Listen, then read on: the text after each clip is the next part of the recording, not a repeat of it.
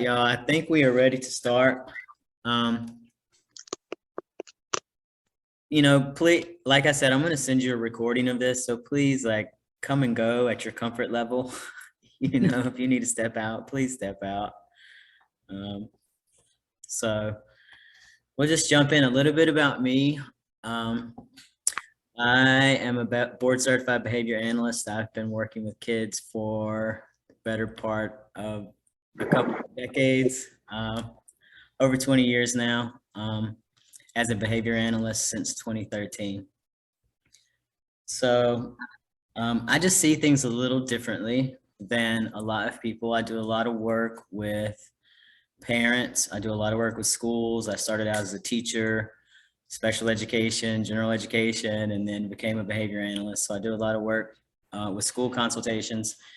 I have designed and created and opened several clinic settings for kids with autism, little guys, ages 2 to 6, really natural environment stuff to, mostly prepare them for kindergarten. I saw over and over that our little guys were coming into kindergarten and just, starting so overwhelmed because there was so much that they needed to learn. So I did that for a few years, and now I keep running into these situations where people need information and there's just not enough access. And so I'm like, what to do next, right? And so here we are. We're a very small group right now. If you want to interrupt me and ask something, feel free to do so. If you want to type it into the chat, feel free to do that too. And otherwise, we're just going to jump in. So we really can't start talking about reinforcement until we talk about punishment.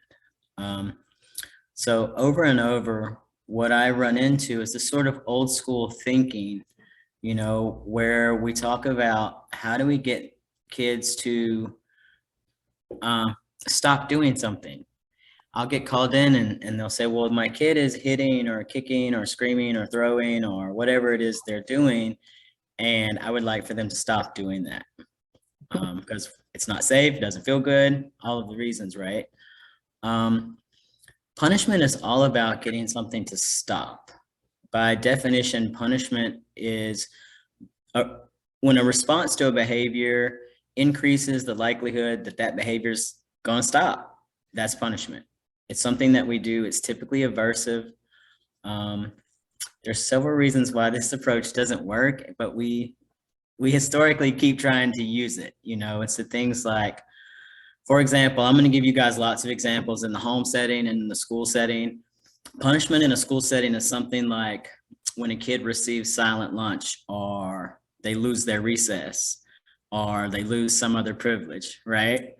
And I'll jump in with I'll throw this at you that our teachers only have the tools that we give them, right? So as do our parents, we only have the tools that we have.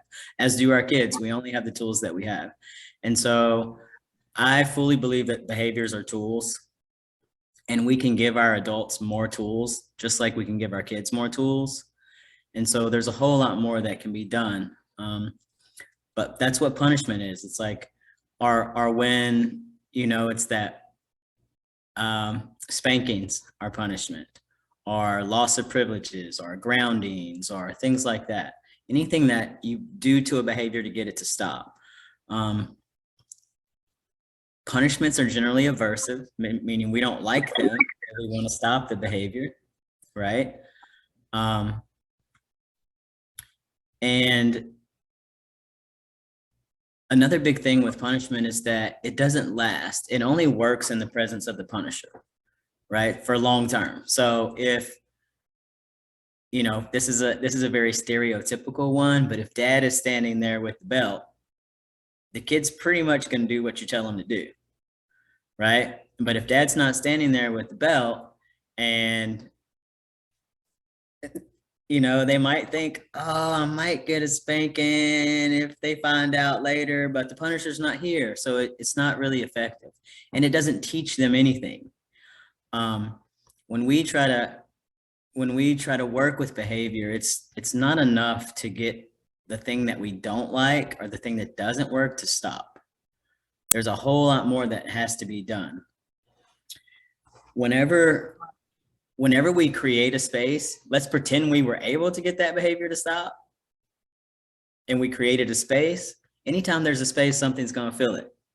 So we need to shift our thinking away from how do we get this behavior to stop and into, well, a lot of things. Number one, what's going on here to start with, right? What need is it being met? Why are we seeing this behavior?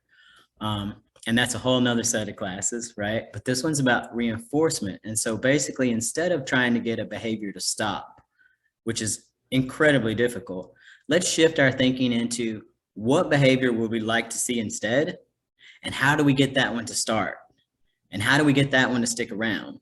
And how do we get that one to replace the thing that we don't like? And that's all what reinforcement is about, right? So, all right. Thank you guys for your patience. This is like a learning curve for me.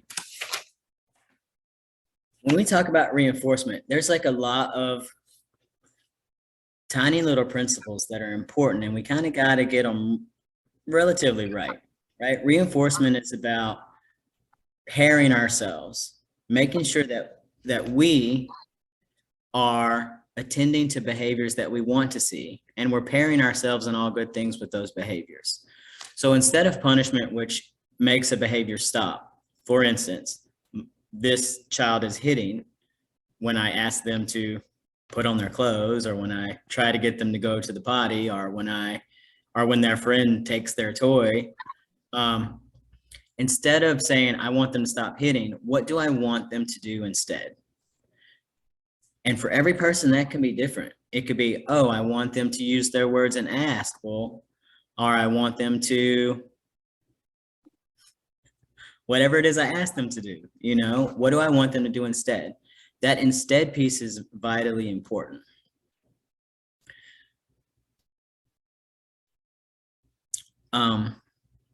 And so let's talk about reinforcement is, by definition, kind of the opposite of punishment, in that reinforcement is the response that follows the behavior that increases the likelihood of that behavior happening again. So for instance, if a kid hits and we reinforce it, they're going to hit again. If a kid hits and we punish it, they're not going to hit again. And so that's why punishment gets used, because we're like, why would we reinforce it?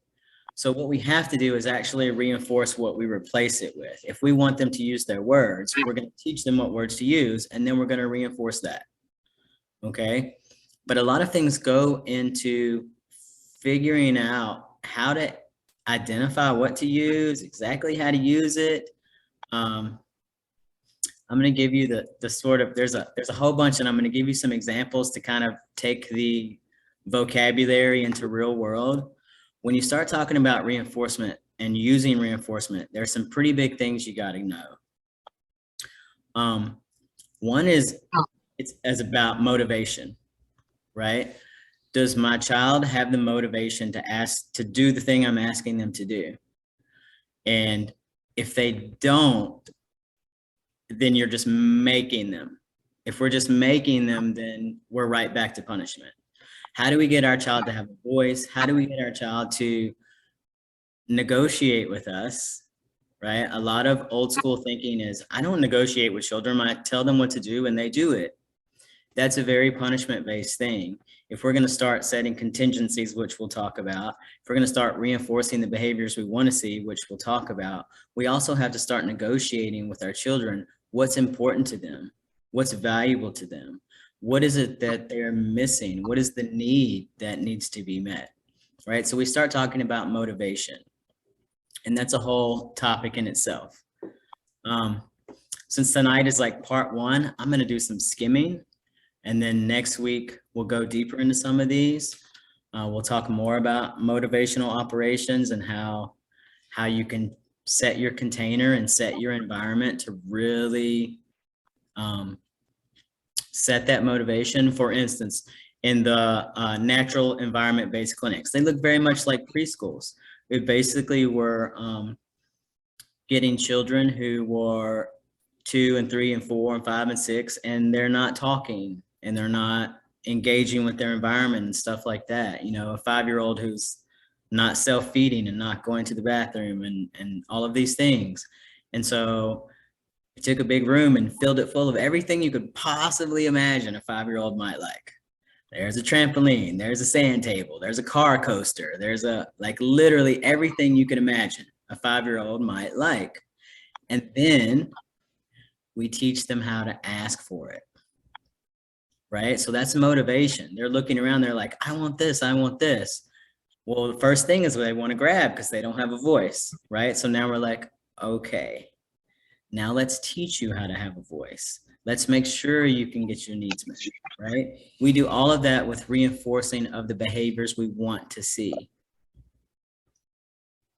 So if that makes sense, motivation is really important. And when we talk more about motivation, we'll be talking about what are your child's preferences? That's where we're going to find the motivation. We'll do preference assessments next week, where we talk about how do we actually identify what they want, because they might say one thing, but I often don't even know what I need. So for a little guy to tell me what they need, they might tell me they need a piece of candy, you know, when really they might need a hug. So we'll talk about how to sort through some of that and see what it is they really need. We'll talk about when we're getting ready to use reinforcement and we start to identify whether it's, you know, a game that we need to play for positive attention, or whether it's, you know, they're missing a certain skill in the toileting routine or whatever that something is. When we get ready to use a reinforcer, there are these concepts of deprivation and saturation, or satiation. They both mean the same, saturation, satiation. There's these concepts that we really have to consider. And so when we want to use a reinforcer, when we decide we're going to use whatever that thing is, a game, a Skittle, you know, whatever that thing is, cell phone time, whatever that thing is, when we decide that we're going to use that, we really need to be thinking about deprivation and saturation. Are we using that anywhere else? And I'm going to give you an example for that. And this is toilet training, right? When I toilet trained my children with M&Ms. And I like to use that when I'm talking about reinforcement, because the way it's used really answers a lot of questions. But my daughter is now an adult, and a few years ago, she went through toilet training with my granddaughters. And the first one was like, oh, I got this. No problem. Didn't need a thing. One day she was done. When the second one came around, she wasn't having it, right? And so we really had to like work hard for her to get it to go on. And so I was talking my daughter through it, and we did the same thing because chocolate was super motivating. And it was like, every time you just sit on the potty, you don't even have to go, right? You just sit there, these little shaping pieces. And my daughter was like, she just won't do it. She just won't do it. And I was like, it just doesn't make sense. Like, I don't understand what's happening. And so we start talking through it, and I was like, are you giving her the chocolate? And she was like, she doesn't want it. And I was like, oh, well, it's not motivating enough. I was like, I know this kid loves chocolate. I've met her, right? And so it comes out, I asked my mom, I'm like, does she have chocolate anywhere else? And she was like, well, yeah, she has the candy dish on the table. And I'm just like, you can't let her eat chocolate all day long and then expect her to work for chocolate, right? So when we talk about motivation and deprivation and saturation, too much of a good thing is no longer motivating, right? So whatever we start using as a reinforcer, we want to keep in certain concepts like that. In order to kind of move beyond those concepts and to vary those and to avoid that saturation point, you really want to have a whole bunch of things that are reinforcing. And I know that can be super difficult with some kids. Some kids are just like, I can't find anything that they like. And so again, we're going to go through those preferences and how to start sorting those things out, because the more that you can have to choose from, you can switch those things up and maintain your motivation. But if you have like, a kid who only likes Cheetos, it's really hard to use Cheetos as a reinforcer because pretty soon the kid's gonna be like, I'm sick of Cheetos, So you got to keep things mixing up there. So let's go from menus of reinforcement. You guys okay so far? All right, let's go from menus of reinforcement to talking a little bit about first then contingencies. We're gonna have a whole class just on contingencies, but a little bit to talk about it right now. The way we use reinforcement, the way to reinforce a replacement behavior is to use a contingency. And the vocabulary of a contingency is very specific. It's first, you do the thing that I would like for you to do, and then I will give you the thing that you would like, right? It's very much a negotiation. And it's always first, you do the thing I would like you to do, then. There's no if there. If we're saying if, it's not concrete enough, right? Then it's a negotiation that's not in our favor. We want to make sure that we link the first you do this, and then you get what you want, or you get what you need. And I'm just going to be throwing little nuggets of stuff at you guys as I talk. But one of the things that I've really come to terms with as we work through these plans and as we start to connect more with our children and as we start to really make some significant changes in behavior is I'm trying to make a conscious effort to move away from the word want and really go with the word need. Because when we go down that pathway of deciding whether or not this person wants it or needs it, now we're in a place of judgment, and I really have no way of knowing. I have no way of knowing what's going on inside of that kid or inside of that person, or if that's a need or what their history is or any of that stuff. And so if I just assume that every single thing that's happening is because somebody isn't getting a need met, it really clears a lot of judgment on my part, and it makes a lot less personal, and I don't get as emotionally involved. I just recognize that it's not about me, and what can I do to get this need met?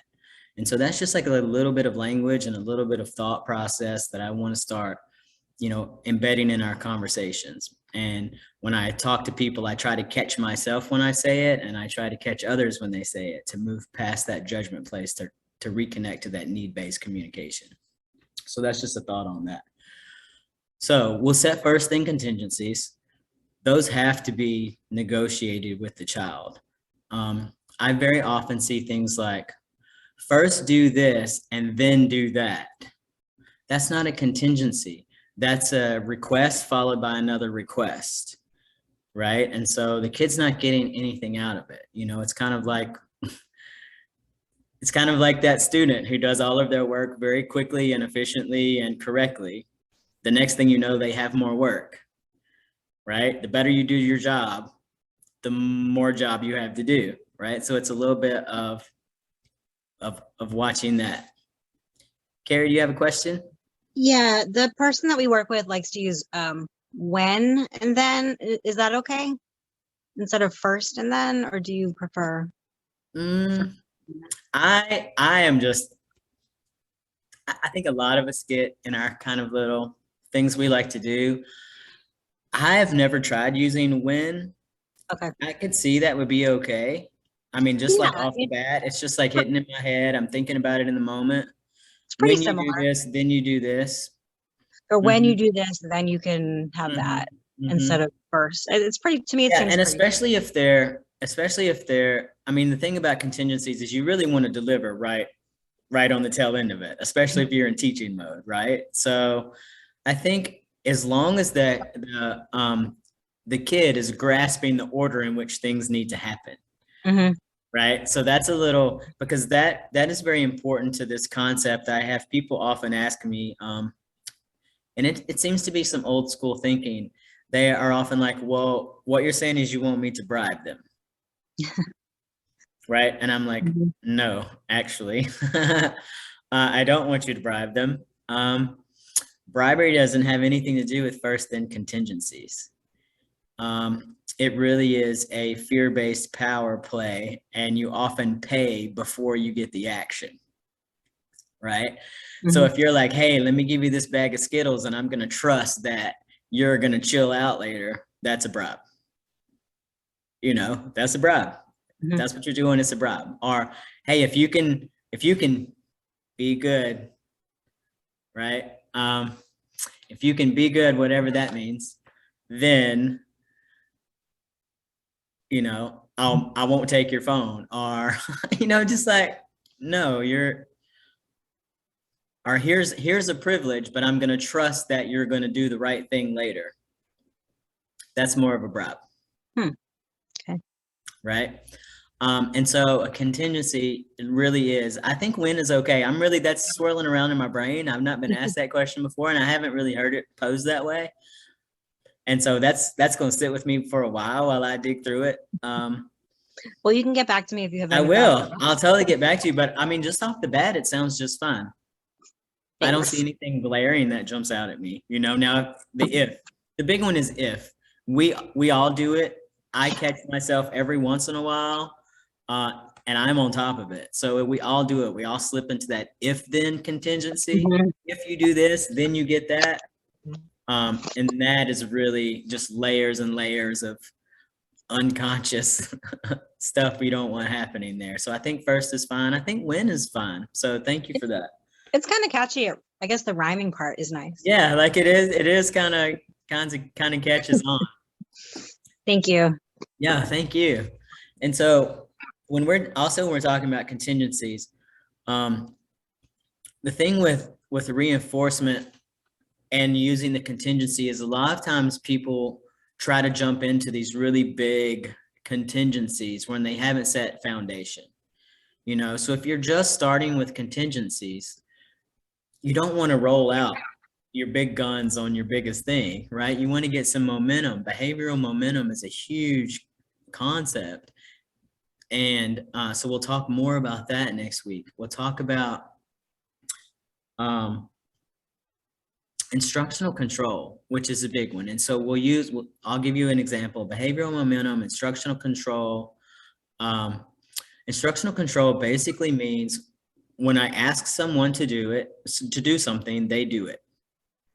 That's true. You have instructional control, right? If you're a classroom teacher and you ask the kids in your class to do it, and the 85% that do it right away, you have great instructional control, right? But you can see where some kids you have more instructional control than you do with other kids, right? It's the same thing with your own children. If you're a parent of more than one, you're well aware that you have very likely a different level of instructional control with each one, and different ways to get each one of them to do things or to be receptive, right? So instructional control is huge, but we can establish it pretty simply.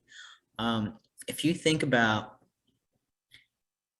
the little guys, right? When they start kindergarten and they come in, a lot of things that kindergarten teachers do, and I swear I would never teach kindergarten. So I have mad respect for people who teach kindergarten, because these kids are coming in and some of them have had preschool, but many of them have not. A lot of kids come in and they've been at home in this like environment that they're very comfortable with, whether it's pleasant or not pleasant. They're very comfortable in what's happening there. They've done it, for 5 years now, and they come in and suddenly there's a whole new environment and there's all these rules and they don't know any of them. And so they are learning how to walk in a line and sit in a desk and have a group activity and all of these different things. And so a lot of the very beginning of kindergarten is about getting enough instructional control to teach these little guys all of these basic things. And so you give them these tiny little nibbles to get momentum. You teach them how to raise their hand and you reinforce that, you celebrate that, and then you teach them how to line up and you celebrate that. And there's just all these tiny little pieces that you're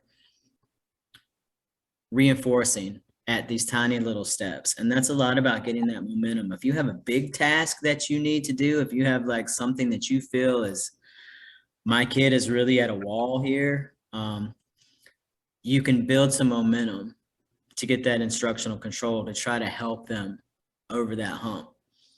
So the other thing that is important when you're dealing with reinforcement is about magnitude, which is how big is the reinforcer.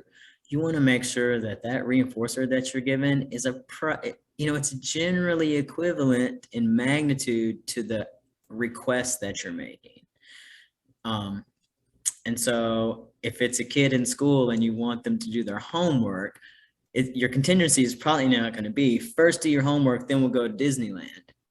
Like that's way out of whack, right? And so you want to do that sort of thing. If you're gonna ask for something really small to get that instructional control and to build that momentum, you're going to reward it with something equivalently small because you're likely going to do a whole bunch of them, right? And so if you're trying to get sound, out of a child who just like doesn't, their speech is delayed, they're not there yet, and you want them to say a word, if they're asking for, gosh, what all do they ask for? Cheese puff. Okay. I know a kid whose first word was cheese puff, cheese ball.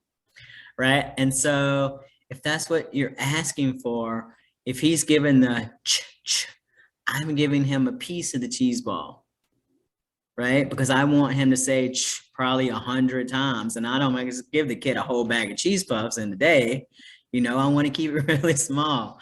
But if he's saying, I'm going to give him a little piece. But the day that kid said cheese ball, I gave him 5 cheese balls, right? You can have a whole handful. Good job. You said the whole word, so we start really paying attention to that magnitude, and we want to make sure that it's more equivalent. There's a little bit of what we as parents, and I say we as parents, right, historically do is we give our kids a lot. We give our kids a lot of things. And then when things start to go a little rocky, we start trying to figure out how we take back the things we gave them too much of. And then we're stuck in these punishment cycles, right? So we really want to be aware that when we start targeting behavior for change, we want to look at making sure that the reinforcer we give is enough for the kid to be motivated, but not so much that it's completely out of distortion, So, and then a piece of that instructional control and all of that is you got to flood them with opportunities for success. I'll use potty training again. When you first start potty training with a kid, the way that I know to do it, the way that I've done it successfully with children is you put them directly into underwear so that they can feel it on their bodies, right? And then you give them unlimited access to whatever they want to drink. If Kool-Aid is their favorite drink, they're drinking a lot of Kool-Aid for a couple of days. If milk is their favorite drink, they're drinking a lot of milk for a couple of days, right? You're giving them so much liquids, you want them to just like need to go to the bathroom all day long, because that's how you get success. You get opportunities first, and then you're taking them on a schedule because you want to make sure you catch it. So if I've got like a little who's starting their bathroom, I'm going to give them unrestricted liquids. I'm going to take them to the bathroom every 15 or 20 minutes, which is why it usually takes a weekend, y'all. Don't start potty training on a Monday when you got to go to work, right? And then I'm going to take them to the bathroom every 15 minutes. And every time they have a success, I'm going to celebrate the heck out of it. And I'm going to give them whatever I know they love. Is that a Skittle? Is that an M&M? Is that a gummy worm? Is that when it's a little edibles here, but it doesn't have to be. Is that like a few minutes to play with some toy? If they're struggling to sit, I don't care if they have a toy. I don't care if they have a magazine, let's make it as positive as possible, increase our opportunities, and then reinforce them every single time they have a success. Now, when they have an accident, this is very important about reinforcement. Reinforcement is about reinforcing success. reinforcing the things we want to see. So when your kid who's toileting has an accident, it's just an accident. There doesn't need to be a whole big discussion about it. There doesn't need to be a whole lot of time cleaning it up. You know, there doesn't need to be a whole lot of time spent on that at all. Honestly, minimize it, minimize it, minimize it. Right? You want to focus on what you want and not what you don't want. Reinforcement is all about focusing on what you want and not what you don't want. When you stop reinforcing what you don't want, it will disappear. We as humans are not going to do more work than we have to get something. And we're certainly not going to work and work and work and work and work if we're not going to get a payout. So anytime there's a behavior happening that you don't prefer, when you stop reinforcing it, you know, not you specifically, when we stop reinforcing it, then it will go away. It will do what's called extinguish. It will become extinct because there's nothing to maintain it, right? So reinforcing it's a little double edged. We got to make sure that we apply it to the things we want, because when we apply it to the things we don't want, they stick around. That's how reinforcement works, right?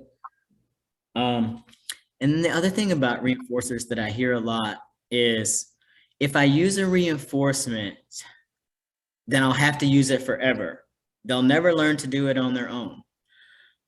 And that one is very fear-based. I prefer not to make fear-based decisions. But it's just simply not true science. And I get amused with it. And I give this example when I hear that is that I already told you guys that I used M&Ms for potty training. And I have a about to be 30-year-old daughter and about to be 20-year-old son, and they both go to the bathroom just fine all by themselves. I haven't helped them in years. They don't require an M&M. You know, they're totally independent with that. But once upon a time, they needed a reinforcer. You know, so what we do is when a kid is first learning a skill, we're going to reinforce it every single time. Every time. Until we get consistent independence. When they're consistently showing me that skill that they can do it independently, now I'm going to start fading it. Now I'm going to give that reinforcer every few times. Now I'm going to give, instead of giving this much reinforcer, I'm going to give this much. I'm going to start changing the magnitude. I'm going to start changing the rate and things like that, because eventually I want it to go away. You know, I don't want to have to give an M&M for the next eternity of my kid's life when they go to the bathroom. I want that to go away. That same thing applies to everything you do that you're doing with your children, whether it's language or cleaning their rooms or dressing themselves or feeding themselves or sharing their toys or interacting with their sibling, right? When you're in the teaching stage of something, you want to reinforce it every single time as you can, as much as you can, if it's feasible. So if you're really attacking something that is significant, again, like potty training or something like that, you want to make a window of time in which you know you can be present so that you can reinforce it at the rate at which it needs to get that independence going. And then when the independence is going, you can start to fade those reinforcers out. I know I just threw a lot of stuff at you guys in a short amount of time. But like I said, I knew that ordinarily I just like to have the class all at once, so we go deep on each topic. But for this particular intro, I couldn't do it. And so next week we'll go a little deeper. But I want to pause now because we're about at 6:40. And I wanted to only keep you guys an hour, and I want to make sure you have time to ask me because I told you a bunch of stuff with not a lot of depth. And so please, please, please ask anything now. Otherwise, I'm going to regale you with stories of reinforcement examples. I have a question. If anybody else? Go ahead, Carrie. Okay, thanks. So we have a lot of trouble with swearing. I have a 9-year-old. We have tried it's been like a couple years, I'll say, It's been an issue, and we tried ignoring for like months, and it didn't work. And I know you said eventually will get extinguished. So we've gotten lots of different advice. We're back to ignoring again now that he's a little older, trying it again. Mhm. It's a tough one. Well, it is a tough one. It's a Here's the tough thing one. about ignoring. One of the very first class on February 1st is about functions of behavior, Mhm. and you can't just blanket ignore something. Actually, you can never just ignore something. That's a really old school thinking. Ignore it and it'll go away. That's not actually true. If you're lucky, oh no, let me take it. If you're unlucky, you'll ignore it and it'll get replaced with something else, which is not going to be as pleasant as the thing you were already ignoring. Okay. Because here's the thing, you got to think about why the thing is happening. And let's pretend for a moment, and I can't begin to know within the concept of your, within the structure of your question, I can't begin to know, but let's pretend for a moment that your child is swearing in order to get attention from someone. Let's pretend. Mhm. If you ignore that swearing, it becomes a tool that doesn't work. And eventually that swearing will eventually stop. If you can completely ignore it, it will eventually stop. But the need isn't getting met. And so instead of swearing, I got to take it up a notch. If swearing isn't going to work for me anymore, now I got to yell and swear. Now I got to throw something and swear. Now I got to kick and swear. Do you see what I'm saying? Mhm. So if there is a need for attention and we ignore the tool they're using to get it, they're just going to throw that tool out and bring another tool in. Right. And so that's what I mean about like that. The punishment is about getting something to stop, but the reinforcement is about what can I replace it with? Right. And so that's the question for you is like, if we consider what is the need of this, and there are all these processes you can go through to find the function, enough to have a whole class on it, right? Mhm. But if you can identify that, what is the need that's actually happening? That's when you can start knowing what to do about it. You can't possibly know what to do about it if you haven't identified the function. Okay. Does that make sense? Yeah, that's really interesting. So let's say that here's one of those classics, right? You walk into Walmart and there's a kid in the toy aisle having a tantrum. Like we've all seen that one, right? And people are very strong opinioned about what that parent or caregiver or adult should or should not be doing. People love to like give their opinion about it, right? But for me, I'm like, I'm a behavior analyst by trade, and I'm not going to come in and tell you what to do with your kid because I don't know why they're doing it. Are they doing it because they want that toy? Then let's stand up and walk out. I'm done, right? It obviously didn't work. We're done.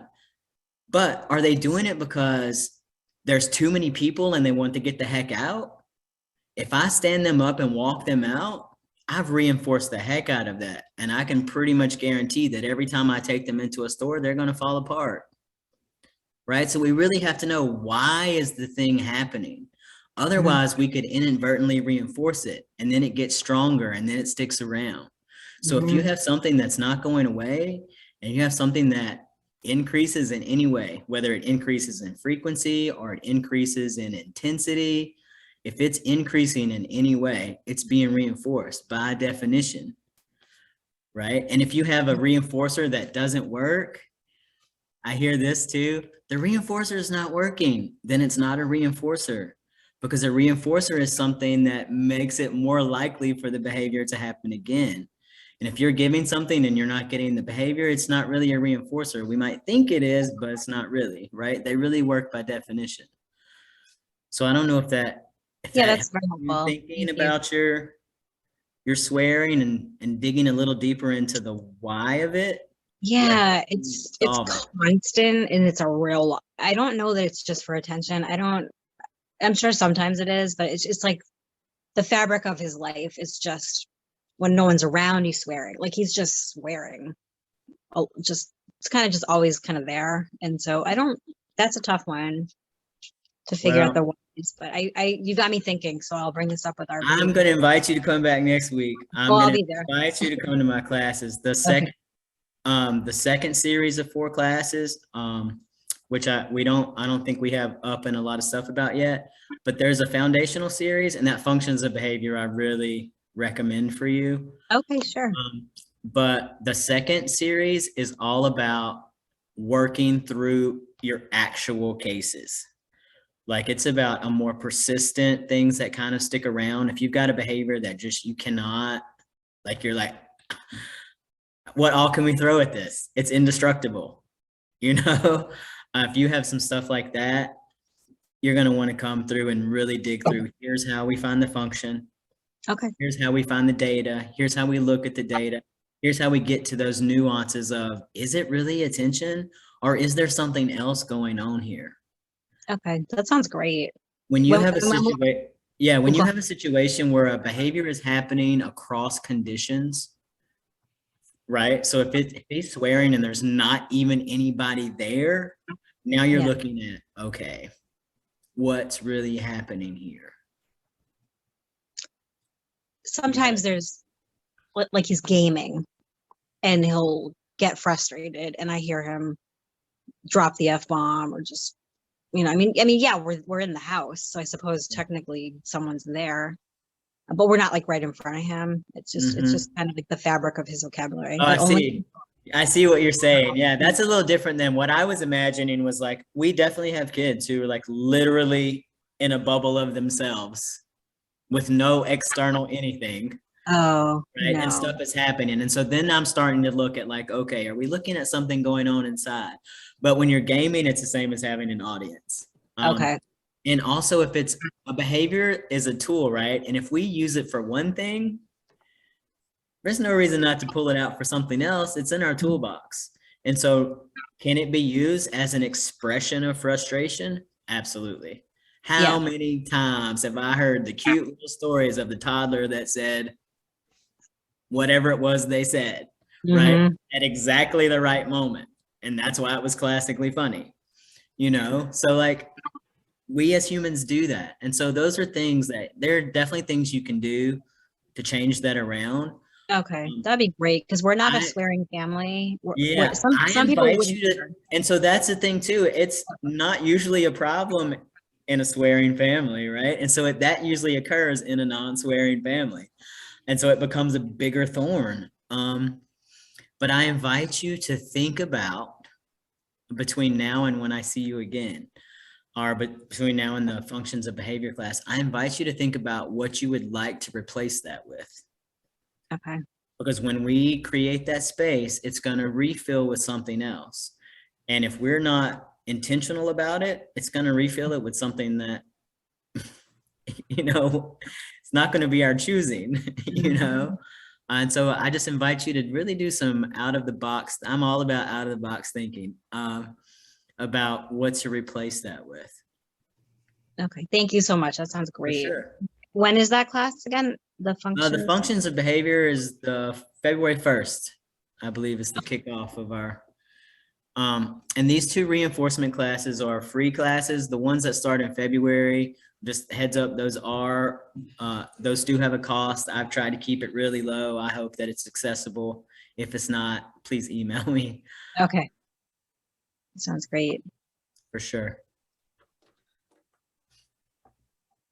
Anybody else? I'm sorry. I hope I didn't take over. No, you're totally fine. This is our launching class, and a lot of it was for technology difficulties, and I'm like, let's start having these conversations. Let's start having these discussions. So the recording will go out to quite a few people, but you lucked into a pretty intimate conversation. Oh, good.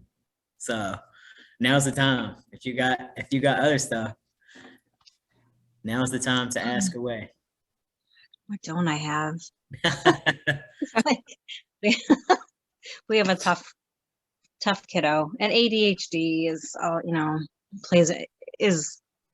causes issues too, just with temper and regulation and all that stuff. So yeah, there's just like so many things that are opening up. I think in the world of treatment, more and more we're seeing, thank you, Brandon, more and more we're seeing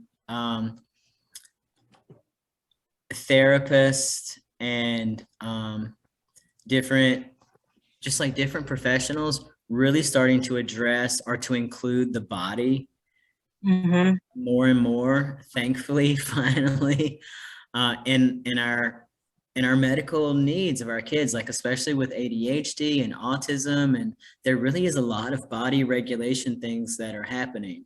I was actually talking to Kristen today, and about how there's often this kind of place where your neurotypical people will just navigate an environment or an experience with what is directly present in front of them. Whereas someone with autism or some other neurodivergence, first they have to like regulate the body. First they have to navigate all of the things that are going off in the body and get through that before they can actually navigate the experience that's actually they're a part of. And so we tend to miss that some, and we tend to say, oh, well, they're choosing this or they're choosing that. And we don't have as much grace as we might otherwise have with the fact that they really do have to go through this sort of neurological maze before they can even get to what's present. It's so true. Like my son, when he uses the computer for homework, I think for a kid with ADHD, I find it a bit disastrous because he wants to do everything but do his homework. And I said, it's like me going into a candy shop and having broccoli in the corner and having someone say, you can only have broccoli. You can't. And so he wants to go to like Google Earth and he wants to do all these things. And it's just very difficult. So, I mean, it really does factor in. And then it's like, oh, he's making bad choices. Well, is he making choices or is he struggling because he has trouble with things that don't pay off immediately? So it's tricky. I wish they would just give paper jobs. I think for him it would be easier, but it's kind of the wave of the future. It's like, well, he's going to be using computers his whole life, so he needs to learn to be able to focus. But it's tough. The thing is that every child is different, in that some kids are really thriving with the screen-based learning, and some kids are really not. Not mine. So, and I find that our children with, it goes back to that body. If you can, and I'm sure you've done all the fidgets and all those things, but if he has a stand-up desk, if he can move that body, oh, that's a good idea. While his brain is active, it's going to increase that focus. We'll let that body will take off some of that. That body will regulate some if it's moving. That's smart. I know at school they use those bands, the bouncy bands. They should probably get some. If he has like, a lot of people will sit on a yoga ball and things like that. It really comes down to like, you're always two sides of the coin at least. What's the detriment of the ball? Now he's rolling all over the place, right? So that is so funny you should say that, because during the pandemic, we were going to get him one of those chairs. And I was like, you know what? He's just going to be rolling. I could see it. You always got to think a step ahead. You do. You have to plan for the adverse side effects, but in the planning for it, right? If you're like, oh, I think this ball would be really great, then you teach how to use it and you reinforce how to use it appropriately. Right? And then it's done. But what we have a tendency to do is we say, oh, here's a tool. Go use it. That's what we tend to do. And we think, oh, what do you mean? Of course they know how to sit there. No, not really. They don't really know the expectation. They just know, oh, wow, this is great. And now I'm doing something else, we didn't get it because I just had a feeling like I know him. Yeah, but I do recommend anytime I hear anybody with ADD, ADHD, honestly, anybody struggling, I'm like, are they moving their bodies? But especially ADHD, what is the outlet for all of the sensations that they're navigating in their body? It's a good idea. You know, That's a good idea. Yeah. yeah, I've seen kids who literally, the quiet, like I've seen kids who are concentrating so hard on not talking out because they've been asked to not talk out, but Hmm. they need an outlet that their body is just like they're Really shaking. shaking. Yeah. And then the moment they're allowed to move, they're like, oh, I don't need to talk. I can move. Hmm. Right? Like an expression is coming out somewhere, Yeah. you Yeah. know? And so we just really need to make sure we're creating those containers where that can happen and that we're accommodating these regulatory efforts that our kids Hmm. need to make. And we're helping them with those regulatory efforts. Right. Right. Thank you. That was really, really helpful. It's got me thinking like maybe there's something I could create at home, like the bouncy band or the standing desk that I hadn't Mhm. thought of that. So And honestly, before you sit down for that sustained focus, that's a great time for some high intensity physical activity. hmm. What and obviously it's got to be something they like or they won't do it. Hmm. Oh yeah. Dancing, singing, trampolining, whatever. Mhm. Being a ninja, whatever. Yep. High intensity activity first will help that mental Yeah, focus. because he gets off the bus and he's just bonkers. Like it's so interesting. They Yeah. really do hold it together. So anyway, thank you. I hope I didn't. If anyone else has questions, No, you're wonderful. This is great. Thank you. thank you. Thank you so much. It's so helpful. I'm glad I found you. I don't know how somebody posted in one of my local groups. I don't know Well, how I'm they glad you found me too. know Like I you. said, this is brand new. We're just launching it. Feel free to share it. I would love for as Yeah, I many will. people that could access the information to access the information. So Yeah, feel free to share us out. I will. So Cole, can you hear me? I have a I question. can. What do you got, Angela? Okay, so with the when we're trying to reinforce a new behavior in an attempt to maybe limit an old behavior, have you found success with that with kids who are doing a behavior to fulfill a sensory need? Oh, for sure. So like Absolutely. Frankie is a pincher. And I mean, it's me. He pinches me. He has a particular I felt that he might. so so he actually calls my upper arms my pinch, and he'll say need pinch pinch, and he means he needs to pinch my upper arm, and that is how he regulates himself doing that. He calms himself down. It's a comfort if he's sad, angry, and even Yeah. when he like wakes up in the morning or I literally his entire life he never has slept by himself. He has to be in contact with another human being. Um, and so he will pinch me, and I mean pinch me to the point of bruising throughout the night. Um, so it's I've had a hard time finding a way to get that behavior to be, I mean, extinguished would be ideal. Limited, I could live with. Well, there are definitely things that can be done. There are Yeah. things that can be done no matter what. Um, gosh, off the bat, I've got like my brain's pinging all over the place and I have so many questions. For instance, is he pinching through the clothing or is he only pinching on the skin? On the skin. He will dig through layers of clothing to get to the skin. Right. So that starts to tell us, okay, we can't just pad up the arm and hope we trade it for something else, right? I've tried that, and I've tried giving him things that in my mind feel Similar. real Yeah. similar. You know, I bought every single item available. And it's not a replacement.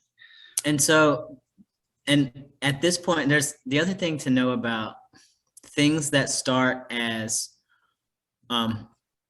automatically reinforced, which is what you're talking about. Things that we call sensory, things that are, for whatever reason, we don't know what they are, but something inside the body says, yeah, we like that, right? Right. For things that are automatically reinforced, when they start that way, they also, depending on how we respond, they don't always stay that way. They Okay. can become functions of other things. They can, for instance, they can also pair with attention of the person they're doing it to. So if he's been pinching and that automatically reinforced him, but the only person that he's doing it with and the only person that he's requesting it of at this point is you, then you've probably got some chained stuff happening, meaning Okay. that behavior has chained itself to your response. That's not to say that's where it started. And that's not to say it's the only thing maintaining it, but in order to like get it to go away, you're now having to look at both of those things. Okay. You're now having to look at, okay, how do I replace the sensory part? And how do I make sure I'm not actually being a reinforcer for this? Right. You know? And so that's a little bit of a delicate thing. And again, this is one of those things where it's more than a 5-minute conversation. Oh, for sure. Right? But it's like so doable. It's this Okay. kind of stuff I get so geeky about. I'm like, oh my gosh, we can do stuff like this. I had a kid who came to the clinic in an after school program and he was 12 years old and he was pretty low functioning autism, and he was really stimulated in his knuckles and he liked to do hard things. Okay. And the most commonly accessed hard thing was other people's heads. Okay. So he would just like walk by and just like knock you on the head. That was his jam. It felt great to him and he wasn't like being malicious. He wasn't, Right. It just was automatically reinforced. And there was just a whole lot of uproar that happened about it a lot of time. And there was a lot of focus on it. And the more it was focused on, the more whatever it was he had to do. And so it was quite the process, but we took him from hitting other people's heads to hitting something that he carried around to finally, because he was 12 also. Yeah. You know? And so we got him down to, he basically carried around an iPhone case and he would pull it out of his pocket and hit it. Okay. And so he just looked like he had a phone, right? Yeah. And he would just be like, knocking the heck out. Nobody cared. It didn't look inappropriate. He could walk through the mall hitting his iPhone case and he wasn't knocking people out, right? But it was this long thing of first getting the unchaining from the attention it was getting. Okay. And then getting it to like, okay, what can we replace it with?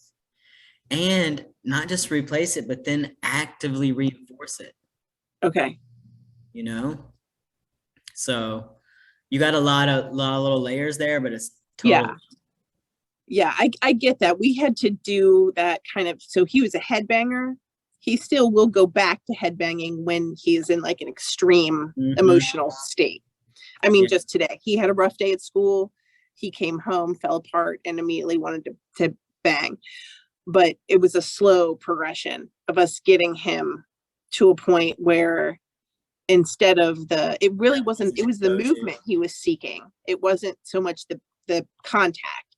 So he has a little tiny rocking chair he uses now, and he has scheduled time in his chair. Like, it's part of his sensory diet. So the more I put him in the chair and reinforce that with, he gets something fun to do in the chair or something he likes to play with or a show he likes to watch, the less he headbangs. Gotcha. So I guess it would be a similar path. It's the same kind of stuff. Okay. Same kind of stuff. Yeah, I think it's going to be that, like you said, finding the other thing. If you want pinching to stay around, which it sounds like it's going to, finding the other, or for a while, then you find the thing that you would prefer that he pinch. Okay. And then you got to reinforce the heck out of it. You know. Okay. Like with this kid I was telling you about. The stuff that we would put in his hands, he would put down. We'd hand it to him, he'd put it down. He'd say, no. He didn't want it, you right? We had to reinforce that, and over time, it Okay. was to replace. Okay, so that makes sense. So maybe, I mean, he has to like it somewhat, but he'll say no, he says, no, thank you. That's one of his catchphrases. Exactly. Even Yeah. no yeah. matter what is happening, if he We gets teach these excited things or with the whatever, best of intentions. he yells, no, thank you. He No, sounds like thank the soup, you. he sounds Yep. like the soup Nazi when he yells it, like, no, thank you. And he'll just put it back in the basket of discarded sensory toys. But when I don't really think he's even gotten a chance to really experience it. It's just, he's angry that it's not my arm. Mm-hmm. Mm-hmm. Well, and that's the other thing is you want to, when you're introducing something, and this is the case, I mean, honestly, anytime you're trying to teach a replacement behavior, Uh-huh. it doesn't get taught in the midst of the existing behavior, Okay. right? You have to make those decisions now when he's not asking to pinch, Okay. right? And you start introducing that. Okay. So it's this item, right? And you're like, you want him to hold this item, you want him to squeeze this item, you start practicing that in as much fun way as you can and reinforcing it and reinforcing it and reinforcing Okay. it. And then when he's in that pinch, no, we're going to do this instead, Okay. right? You can't teach it in the middle of. No, he doesn't learn anything under stress. Exactly. Nobody does. Yeah. Nobody does. So, Yeah. Yeah. Okay. All right. I think we are going to wrap up if you guys don't have anything else. You feel good? Yeah. Thank you very much. Thank you so much. Hopefully I will see you next week Definitely. and we'll get you the recording. All right. I will send you my email. Thank you so much. Thanks. Bye-bye. Have a good night.